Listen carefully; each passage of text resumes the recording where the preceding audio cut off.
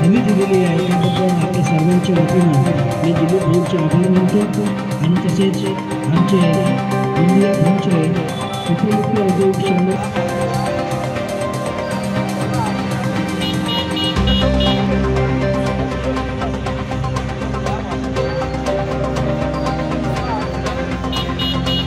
नाही, यांना ग्रॅज्युएटी नाही, या लोकांना कुठल्याही प्रकारचा मेडिकल अलाउन्स नाही आणि म्हणून एक वाऱ्यावर ठेवण्यासारखे काम करणारे जे मजूर आहेत, अत्यंत वाईट परिस्थिती या ठिकाणी दिसून आलेली आहे। आणि या संदर्भामध्ये राज्य शासनाने तातडीनं आणि विद्युत विभागाने याच्यावर सिरियसली कारवाई करावी आणि या सगळ्या लोकांना मदत करावी।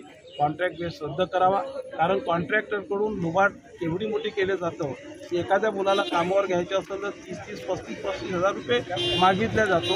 ही इतकी वाईट अवस्था या ठिकाणी आहे आणि म्हणून या सगळ्या वाईट अवस्थेला पूर्ण विराम जर करायचं असेल तर राज्य शासनाने या कॉन्ट्रॅक्टर कर्मचाऱ्यांना कायमस्वरूपी करावं अशी माझी या ठिकाणी मागणी आहे। महाराष्ट्र राज्य वीज वितरण कंपनीमध्ये जे कंत्राटी कामगार कार्यरत आहेत त्या आपल्या प्रमुख मागण्यांना घेऊन या ठिकाणी आपल्या हक्कासाठी लढत आहेत।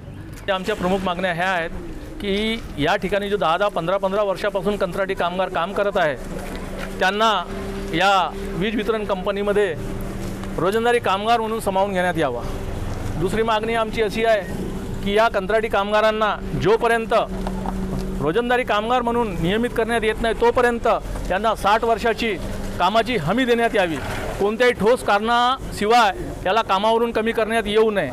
आणि एक मागणी अशी आहे की जो हे कंत्राटी कामगार रात्रंदिवस पोलवर चढून काम करतात, कोणी सबस्टेशनमध्ये काम करतात, यांना जो महाराष्ट्र शासनाने 4 लाखाचा विमा घोषित केला आहे त्या 4 लाखाच्या ऐवजी 20 लाख विमा यांचा करण्यात यावा अशी एक मागणी आहे।